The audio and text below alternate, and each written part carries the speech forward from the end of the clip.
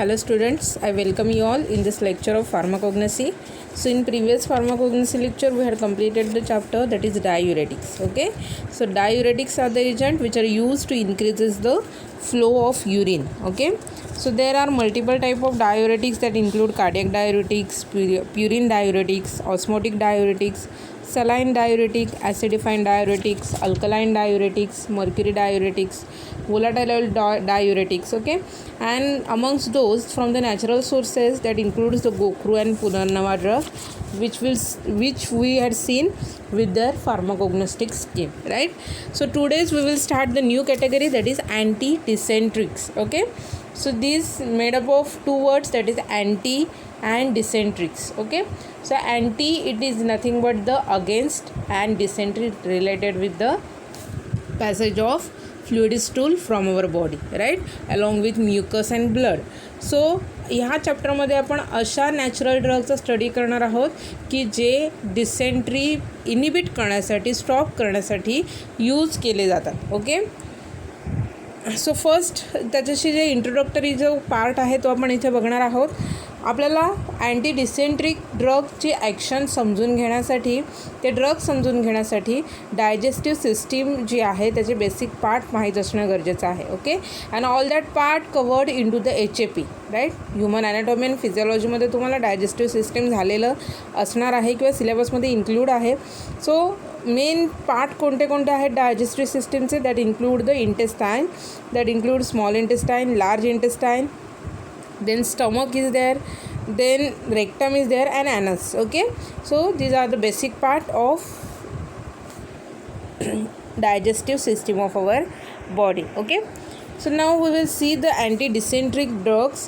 So the term dysentery is a combination of two words, namely dys and enteron. Okay, so dysentery हा जो word आहे तो दोन वर्डच्या कॉम्बिनेशनने बनलेला आहे, dys and enteron. Okay, so dys meaning bad or difficult. Okay, and enteron meaning the intestine. Okay, मग इंटेस्टाईनमध्ये काहीतरी डिफिकल्टीज आहेत किंवा काहीतरी बॅड झालेलं आहे, त्या डिसऑर्डरला आपण डिसेंट्री असं म्हणतो, right.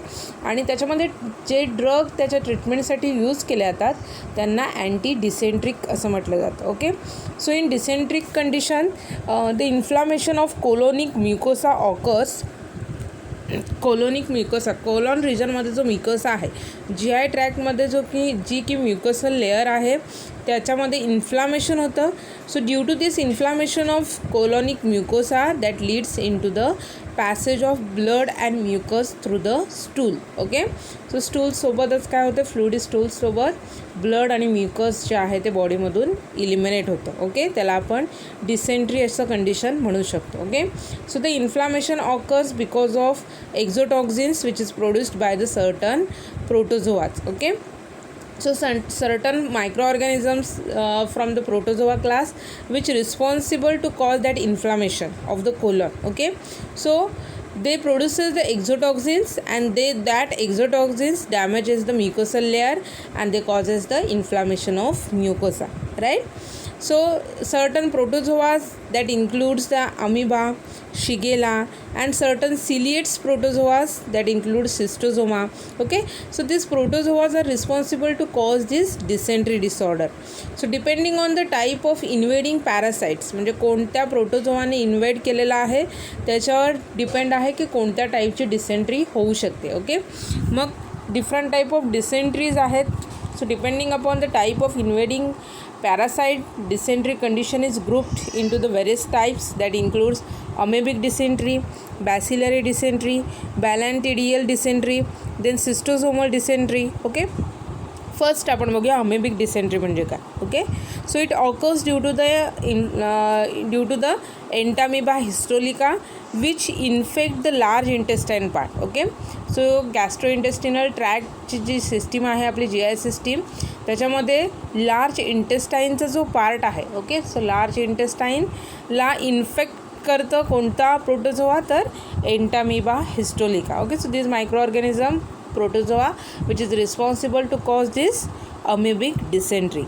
So the parasite invade the mucosa and causes the ulcer. Okay, मग एंटामिबा हिस्टोलिका काय करतं, इंटेस्टाईन रिजनमध्ये आल्यानंतर लार्ज इंटेस्टाईनमध्ये एंट्री करणार आहे.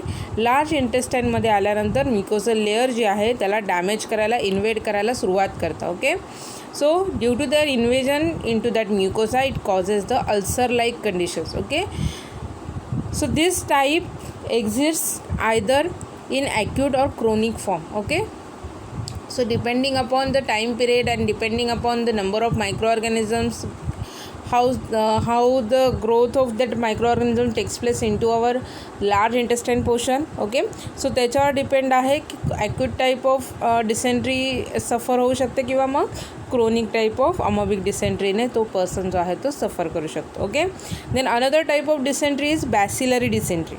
So it occurs due to the various forms of dysentery bacilli that includes the Shigella. Okay, so Shigella, this is an protozoa Shigella parasite which is responsible to cause this bacillary type of dysentery.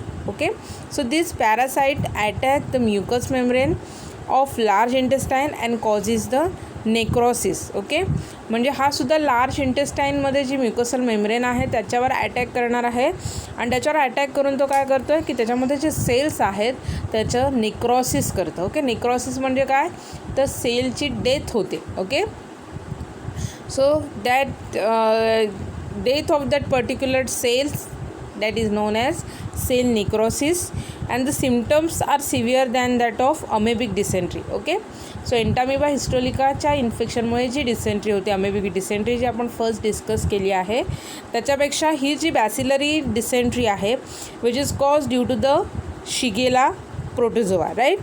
And this causes the necrosis of certain tissues which are present or certain cells which are present on the large intestine portion, and this symptoms of this bacillary dysentery which are more severe than that of amoebic dysentery. Okay, then another type of dysentery, that is balantidial dysentery.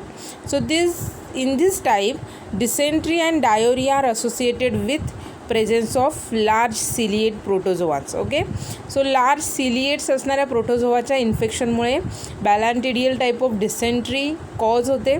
So this is cause due to the Balantidium coli. Okay, so ह्या micro ऑर्गॅनिझमच्या इन्फेक्शनमुळे balantidial type of dysentery cause होते. Sometimes this protozoa invade the lymphatic gland also. Okay, म्हणजे G I ट्रॅकला invade करणारच आहे, पण जी I ट्रॅकसोबत ते अजून लिम्फॅटिक ग्लँड ज्या आहेत आपल्या बॉडीमध्ये त्यांनासुद्धा इन्व्हेड करतात. Okay, so this is the balantidial type of dysentery. Then next is schistosomal dysentery. So it occurs due to the Schistosoma mansoni and its 2 other species. Okay, म्हणजे Schistosoma मान्सोनी ह्या प्रोटोझोआच्या इन्फेक्शनमुळे आणि त्याच्या अजून 2 स्पेसीज आहेत सिस्टोझोमाच्या which is responsible to cause this schistosomal type of dysentery. Okay, so there are certain different parasites which cause this dysentery.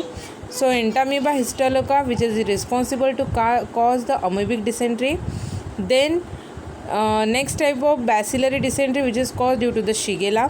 Then balantidial dysentery which is caused due to the Balantidium coli, and cystosomal dysentery which is caused due to the Cystosoma mansoni and other 2 species of Cystosoma.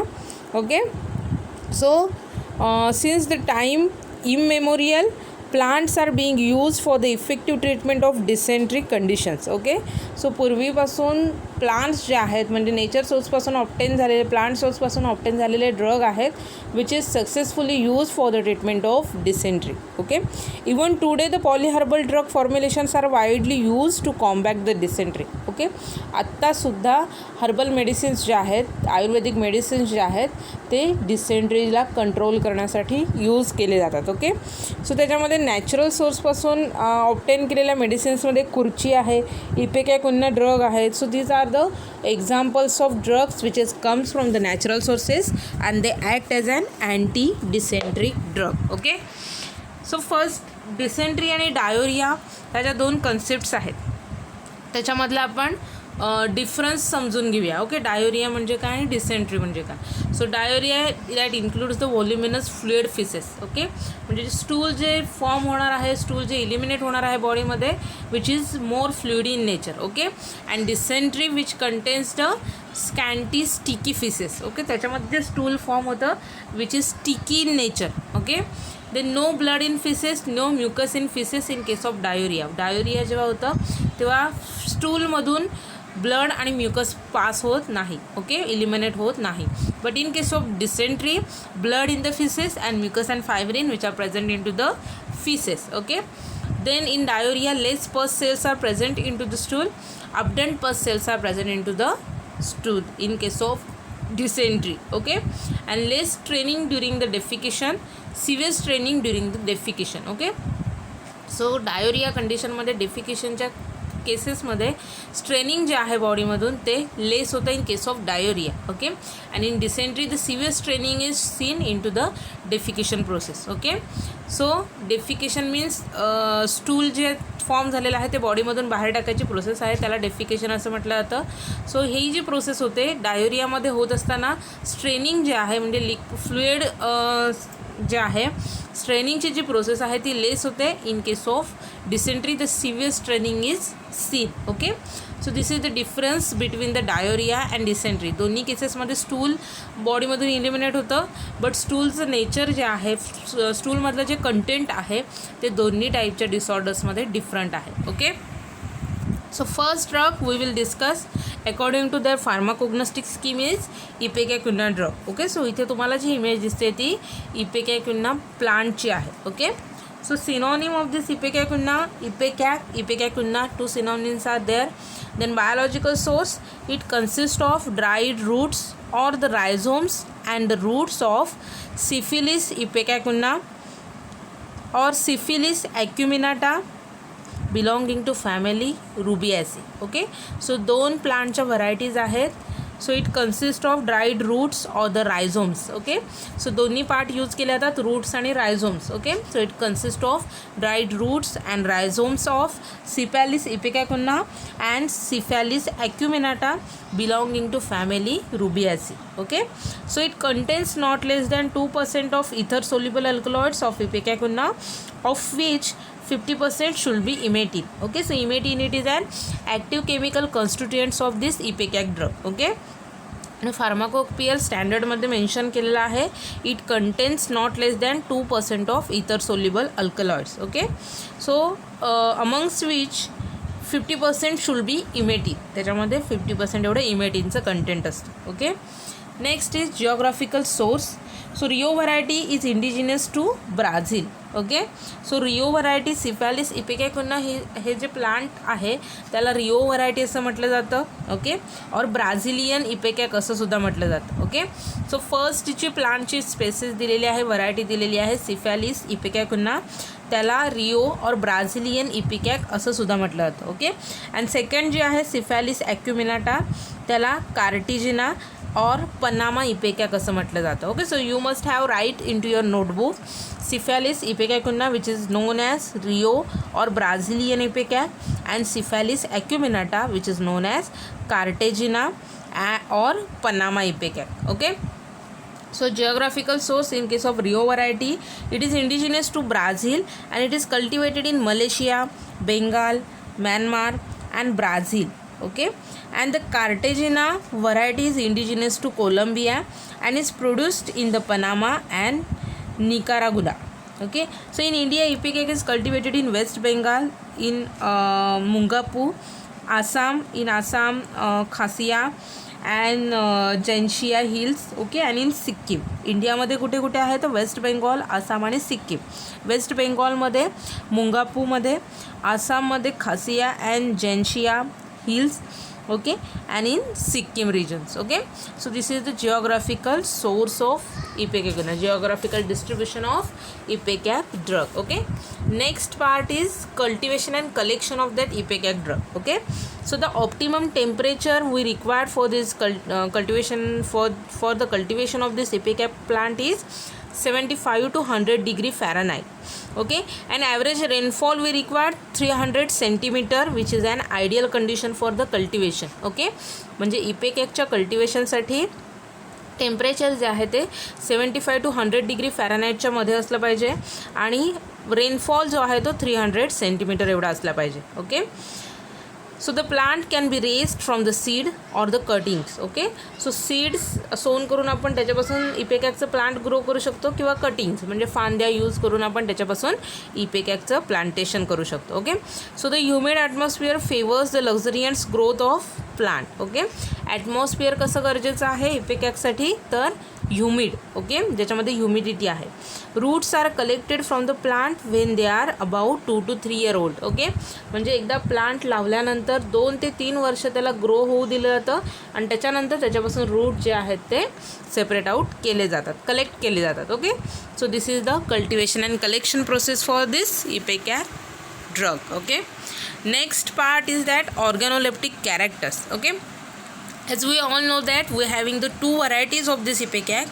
First is Brazilian ipecac and second is Panama ipecac. Okay, so आपण first बघूया Brazilian ipecac. Here it is mentioned the organoleptic characteristics of this Brazilian ipecac. So roots जर आपण त्याचे बघितले तर त्याचा colour आपण बघितला तर dark brick red to dark brown कलरचे रूट्स असतात. ओडर जी आहे ती फेंट आहे, टेस्ट बिटर आहे. साईज जी आहे रूट्सची up to 150 millimetre in length and 6 mm in thickness. Okay, so 150 mm एवढी लेंथ आहे आणि 6 mm एवढा त्याचा थिकनेस आहे.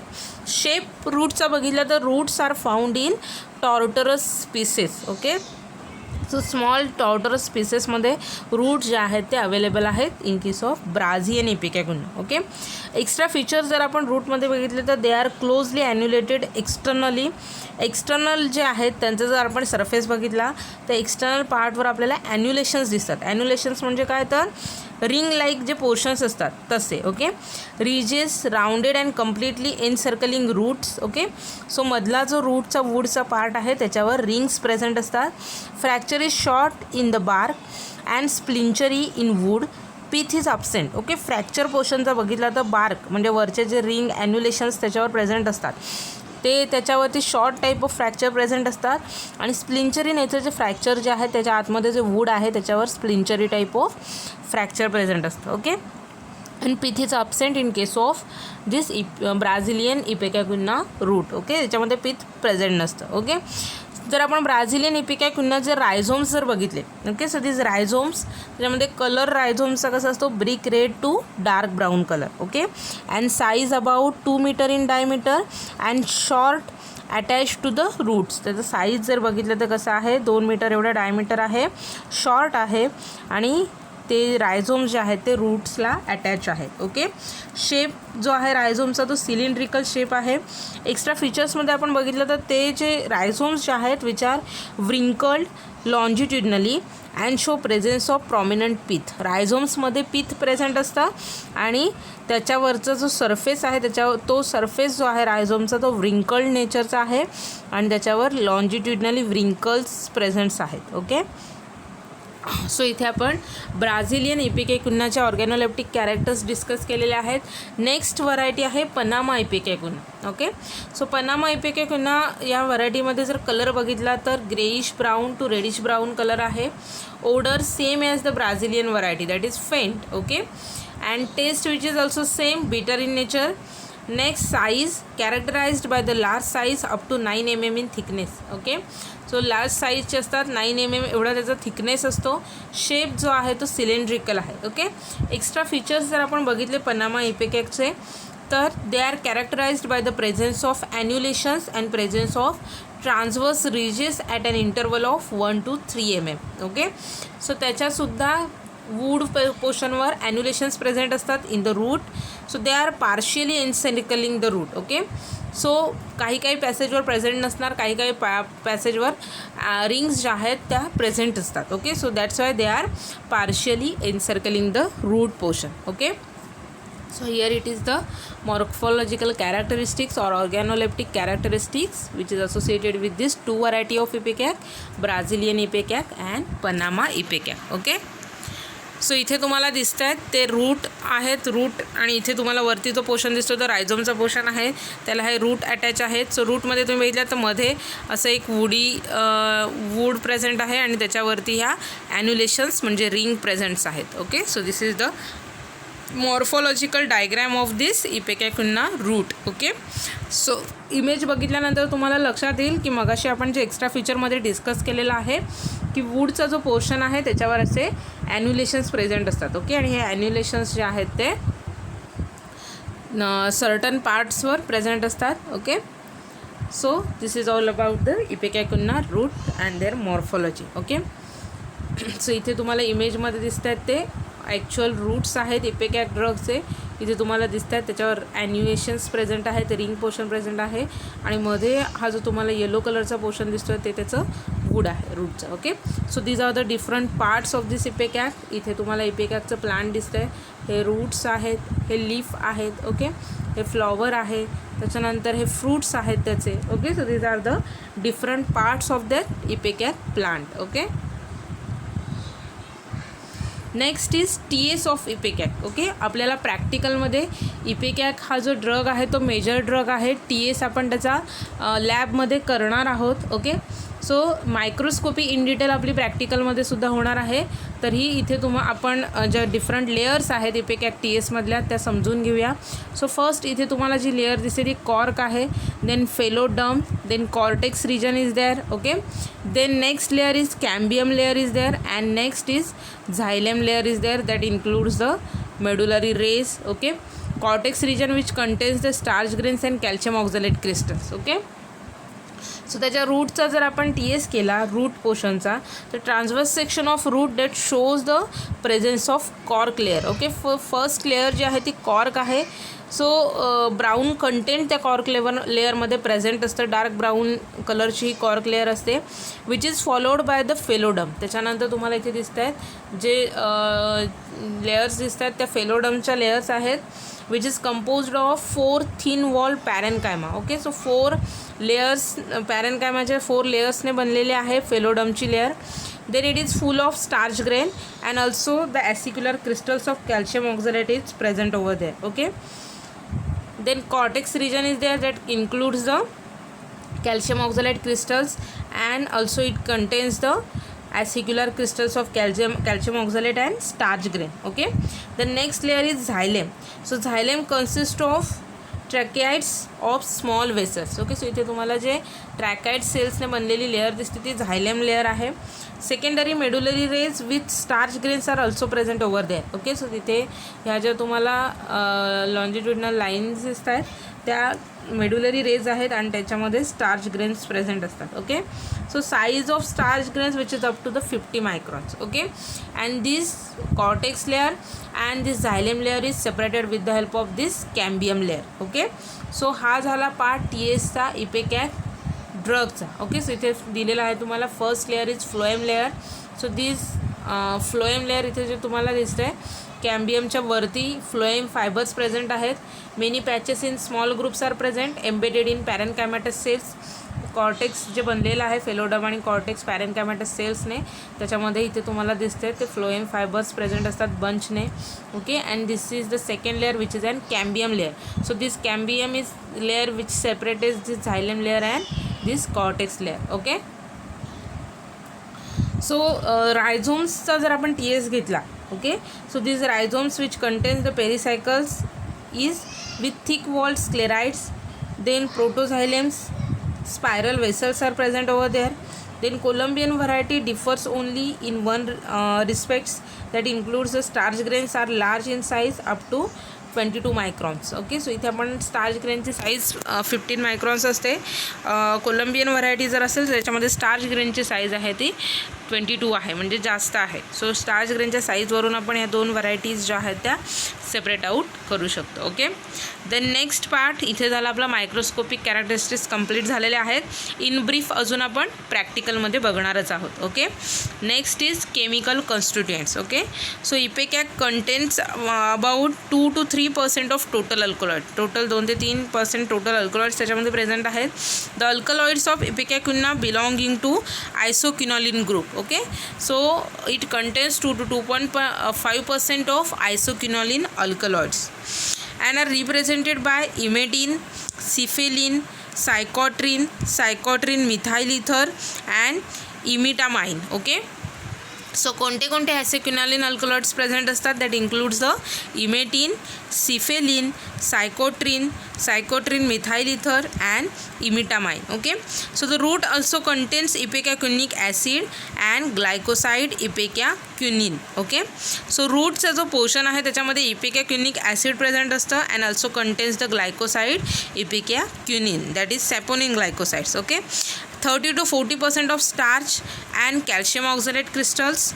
Alkaloid contains maximum in plants of 3 to 4 year. Okay. So 3 ते 4 वर्षाचं प्लांट जर असेल तर त्याच्यामध्ये जे अल्कलॉइड्स आहेत त्याचं कंटेंट जे आहे ते लार्ज क्वांटिटीमध्ये प्रेझेंट असतं. ओके. सो केमिकल कॉन्स्टिट्युएंट्समध्ये आपण बघितलेलं आहे 2 to 2.5% एवढ्या कॉन्सन्ट्रेशनमध्ये आयसोक्विनॉलिन अल्कलॉइड्स प्रेझेंट आहेत. सो त्याच्यामध्ये cephaeline, psychotrine, methyl ether, emetine. So these are the active chemical alkaloids present in to this ipecac drug. So the alkaloids are closely related and can be interconverted. Okay. So ह्याचे जर आपण structural features बघितले, physical properties बघितल्या तर त्या same आहेत, closely related आहेत, just interconverted and they are interconverted in to the each other. म्हणजे त्यांचे कन्वर्जन जे आहे ते एकमेकांमध्ये होऊ शकतं. Okay. Also contains ipecacuanhic acid, glycosides, starch, phytosterol, malic acid, citric acid, sugar, resin, fat, calcium oxalate crystals. Okay. So these are the chemical constituents which are present in to this ipecac drug. Okay. So जर आपण एक sentence आपण इथे म्हटलेलं आहे की they all those alkaloids which are interconvertible in to the each other. Okay. So ते कसं आहे तर सिफॅलिन जे आहे त्याचं मिथायलेशन झाल्यानंतर त्याचं कन्वर्जन इमेटिनमध्ये होतं. ओके. त्याच्यानंतर जर आपण सायकोट्रिन, मिथाइल इथर हे जर बघितलं आहे केमिकल कॉन्स्टिट्युएंट्स ते रिडक्शन अंडर गेलं की त्याचं कन्वर्जनसुद्धा इमेटिनमध्ये होतं. ओके. देन सायकोट्रिन हे जे केमिकल कॉन्स्टिट्युएंट आहे ते मिथायलेशन प्रोसेस अंडरमध्ये गेल्यानंतर त्याचं कन्वर्जन सायकोट्रिन, मिथाइल इथरमध्ये होतं. Okay. And this psychotrine which undergoes the reduction and get converted in to the cephaeline. Okay. म्हणजे असं ते एकमेकांमध्ये त्यांचं इंटरकन्वर्जन होत असतं due to the their reduction and methylation process. Okay. Next part is that, so these are the structure of this imetin and cephalin drug. Okay. Next is chemical test. Okay. So there are 2 chemical tests for the identification of this ipecac drug. First, that include to about 2.5 gram of powder drug. Okay. So काय करायचं आपल्याला test ट्यूबमध्ये 2.5 gram इपेकॅकची powder घ्यायची आहे. Add 20 ml of hydrochloric acid and 5 ml of water. त्याच्यामध्ये 20 ml एवढा hydrochloric acid add करायचं आहे आणि 5 ml वॉटर ॲड करायचं आहे. ओके. त्याच्यानंतर शेक इट वेल अँड फिल्टर. चांगलं शेक करून घ्यायचं आहे आणि मग फिल्टर करायचं आहे. त्याच्यानंतर जे फिल्ट्रेट आपल्याला मिळणार आहे त्याच्यामध्ये 0.5 gram of potassium chlorate add करायचं आहे. ओके. पोटॅशियम क्लोरेट ॲड केल्यानंतर presence of yellow colour gradually changing to red. Okay. First त्या टेस्ट ट्यूबमध्ये येलो कलर जो आलेला आहे तो हळूहळू रेडमध्ये कन्वर्ट होणार आहे. ओके. आफ्टर स्टँडिंग म्हणजे थोडा वेळ थांबल्यानंतर येलो कलर जो आलेला आहे त्याचं कन्वर्जन रेड कलरमध्ये होतं. Okay. And that conversion of yellow colour into the red colour that confirms the presence of imetin alkaloid into that powder. Okay. So we can easily conclude that this given powder is ipecac powder. Okay. So this is the first test. त्याच्यामध्ये आपण काय करणार आहे 2.5 gram एवढी powder taste ट्यूबमध्ये घेणार आहे. त्याच्यामध्ये 20 ml hydrochloric acid add करणार आहे. त्याच्यानंतर 5 ml वॉटर टाकायचं आहे. शेक करून घ्यायचं आहे. फिल्टर करायचं आहे. त्याच्यानंतर जे फिल्ट्रेट आपल्याला मिळणार आहे त्या फिल्ट्रेटमध्ये आपल्याला 0.5 ग्रॅम एवढं पोटॅशियम क्लोराईड ॲड करायचं. ओके, पोटॅशियम क्लोराईड ॲड केल्यानंतर येल्लो कलर येतो इनिशियली. थोडा वेळ जर आपण तसंच थांबलो तर तो येल्लो कलर जो आहे तो रेड कलरमध्ये कन्वर्ट होतो. Okay, so this colour conversion is due to the presence of emetine alkaloid. Okay, then second test आहे आयडेंटिफिकेशनची, that include ultraviolet radiations shows orange fluorescence with emetine. Okay, म्हणजे त्याचं आपण सोल्युशन बनवलं आणि ते जर UV लाईटमध्ये ठेवलं तर त्याच्यामधून ऑरेंज कलरचे फ्लुरोसन्स बाहेर येतात. Okay, so that orange colour fluorescence which is due to the presence of emetine. Okay, so these are the 2 test for the identification of this ipecac powder. Okay, then next part is that standard. Okay,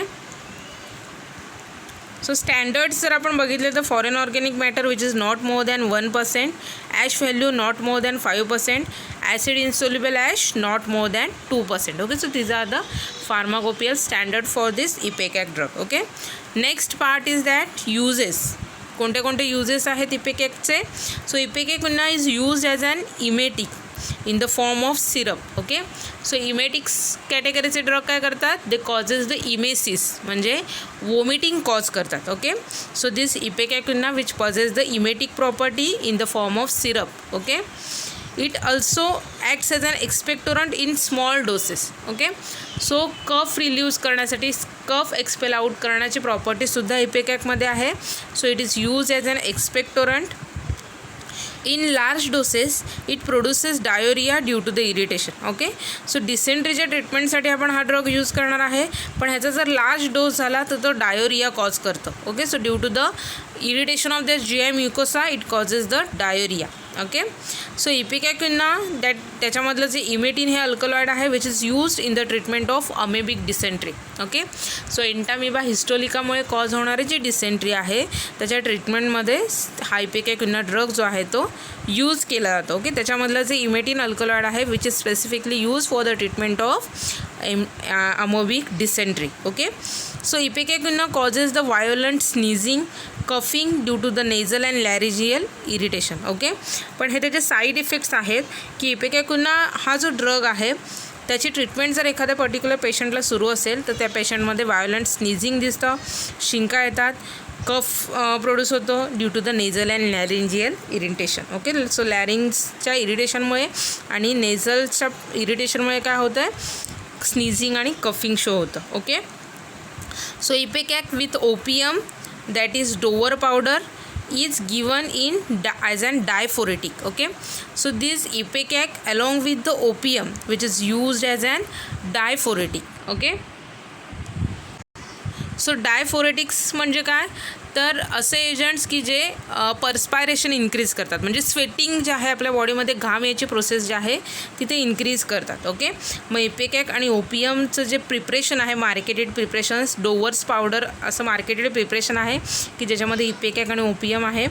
so this marketed preparation of this opium and ipecac that is Dover's powder which causes the diaphoretic property. Okay, so means it causes the increases the perspiration rate, that is sweating production rate get increases. Okay, so pharmaceutically ipecacuanha is used for the isolation of imetin and cephalin. Okay, so त्याच्यामध्ये जे आयसोक्विनॉलिन alkaloids आहेत, emetine आणि cephaeline, त्याच्या आयसोलेशनसाठी इपेकॅक drug जो आहे तो फार्मास्युटिकली use केला जातो.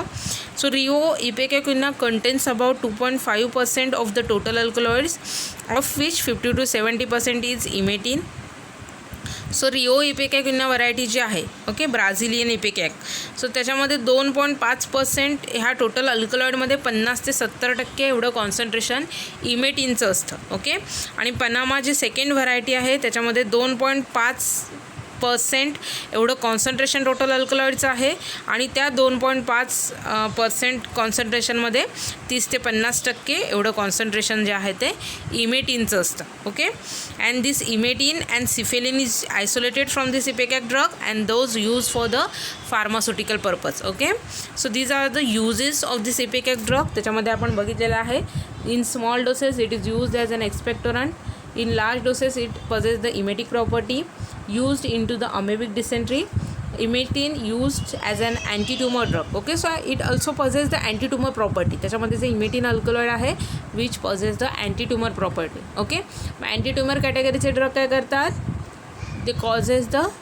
Treatment of the tumour, that is कॅन्सरच्या ट्रीटमेंटसाठी यूज केले जातात. Okay, and ipecac syrup which is used as an antidote because it possesses the emetic property. Okay, त्याच्यामध्ये वॉमिटिंग कॉज करण्याची प्रॉपर्टी असते म्हणून ते अँटीडोट म्हणून यूज केले जातात. ओके, सो अँटीडोट म्हणजे काय, तर पॉयझन्सच्या ट्रीटमेंटमध्ये जे ड्रग यूज केले जातात त्यांना आपण अँटीडोट म्हणतो. ओके, मग एखाद्या पर्टिक्युलर पेशंटमध्ये जेव्हा पॉयझनिंग होतं, सो ते जे बॉडीमधलं पॉयझन आहे ते रिमूव्ह करण्यासाठी, बॉडीमधून बाहेर टाकण्यासाठी इमेटिक कॅटेगरीचे ड्रग दिले जातात. ओके, सो ते दिल्यामुळे काय होतं, त्यांना वॉमिटिंग होतं त्या पेशंटला आणि त्याच्या स्टमकमध्ये जे काही पॉयझनस कंटेंट आहे ते त्या पेशंटच्या बॉडीच्या बाहेर टाकलं जातं. ओके, सो त्याच्यामुळे इपेकॅक हा जो ड्रग आहे तो ॲज अन अँटीडोट म्हणून यूज केला जातो because this ipecac drug possesses the emetic property. Okay, means it possesses the vomiting capability. Okay, so these are the uses of this ipecac drug. Okay, so this is the image of this ipecac root. Okay, so इथे आपला हा जो chapter आहे anti dysenteric तो संपलेला आहे. So ह्या चॅप्टरमध्ये आपण अँटी डिसेंट्रिक डेफिनेशन बघितलेली आहे, डिफरंट टाईप ऑफ डिसेंट्री बघितलेले आहेत. त्याच्यानंतर इपेकॅक्युना हा जो ड्रग आहे which is obtain from the natural sources, त्याचे रूट्स आणि रायझोम्स पार्ट यूज केले जातात ॲज अन ड्रग. 2 व्हरायटी आहेत, Cephaelis ipecacuanha and Cephaelis acuminata. Okay, that is Rio or Brazilian ipecacuanha and Panama or Cartagena type of ipecacuanha. Okay, belonging to family Rubiaceae. त्याच्यानंतर आपण त्याचं geographical distribution, cultivation, collection बघितलेलं आहे. ऑर्गॅनोलेप्टिक characteristics दोन्ही व्हरायटीच्या बघितलेल्या आहेत, Brazilian and Panama इपेकॅक्युना. त्याच्यानंतर आपण त्याचे मायक्रोस्कोपिक कॅरेक्टरिस्टिक्स बघितलेले आहेत, TS बघितलेला आहे. केमिकल कॉन्स्टिट्युएंट्स डिस्कस केलेले आहेत. ओके, केमिकल टेस्ट, स्टँडर्ड्स आणि फायनली आपण त्याचे युजेस डिस्कस केलेले आहेत. ओके, सो इथे आपला हा चॅप्टर संपलेला आहे अँटी डिसेंट्रिक. त्याच्यामध्ये आपण इपेकॅक्युना हा मेजर ड्रग जो आहे तो कवर केलेला आहे. Okay, so exam point of view विचार केला तर ह्याचे केमिकल कॉन्स्टिट्युएंट्स एक्झाममध्ये विचारले गेलेले आहेत, युजेस विचारले गेलेले आहेत, ऑर्गॅनोलेप्टिक कॅरेक्टरिस्टिक्स विचारले गेलेले आहेत. ओके, सो ऑर्गॅनोलेप्टिक कॅरेक्टरिस्टिक्समध्ये तुम्हाला दोन्ही व्हरायटीच्या कॅरेक्टरिस्टिक्स लिहायच्या आहेत, ब्राझिलियन आणि इपेकॅक. ओके, बायोलॉजिकल सोर्स हे सुद्धा एक्झाममध्ये विचारलं गेलेलं आहे. Okay, so exam point of view आजचा पार्ट जो आहे तो इम्पॉर्टंट आहे. त्याचं synonym, biological source, chemical constituents, uses, TS तर इम्पॉर्टंट आहेच because it is an major drug. आपले आपण जे प्रॅक्टिकलमध्ये 10 मेजर ड्रग त्याचे TS करणार आहोत त्याच्यामध्ये इपेकॅक ड्रगसुद्धा इन्क्लूड केलेला आहे. So TS along with diagram and description एक्झाममध्ये विचारलं गेलेलं आहे. ओके, त्याचे केमिकल कॉन्स्टिट्युएंट्स, टेस्ट, युजेस हे एक्झाममध्ये विचारले गेलेले आहेत. ओके, सो आजच्या लेक्चरमध्ये आपण हे अँटी डिसेंट्रिक हा जो पार्ट आहे तो कवरअप केलेला आहे. त्याच्यामध्ये इपेकॅक ड्रग कवरअप केलेला आहे, पूर्ण केलेला आहे. सो ह्याच्यामधला जर कोणता कोणता पॉईंट जर तुम्हाला समजला नसेल तर तुम्ही मला पर्सनल मेसेज करून विचारू शकता. Okay, so thank you for listening me. Happy learning to all of you. Take care all of you. Good bye.